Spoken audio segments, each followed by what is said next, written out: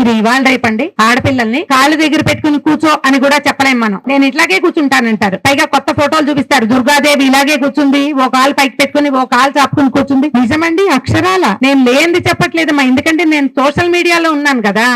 దుర్గాదేవి అలాగే కూర్చుందిట. దుర్గ లక్ష చేస్తుంది, నువ్వు చేస్తావా? నీకు అన్నం వండుకుని తినడం రాదు, అన్నం వండుకుని తినడం రాదు. మీ ఇంటికి నలుగురు చుట్టాలు వస్తే నువ్వు నలుగురికి అన్నం వండి పెట్టలేవు, స్విగ్గీని పిలుస్తావు. నువ్వు ఎట్లా దుర్గతోటి పోలికేంటి? నీకు అన్నం వండటం రాదు, పని మనిషి రాకపోతే పని చేసుకోవటం రాదు, నీ అంతట నువ్వు ఒక 10 కేజీల బస్తా బ్యాగ్ మోసుకుని మెట్లెక్కడం రాదు. నీకేంటి దుర్గతోటి పోలిక? మనకి దుర్గతోటి పోలిక ఏంటండి? ఎట్లా మనుషులకి దుర్గతోటి పోలిక ఉంటుంది? మానవ మాత్రం మనక దుర్గతో పోలిక.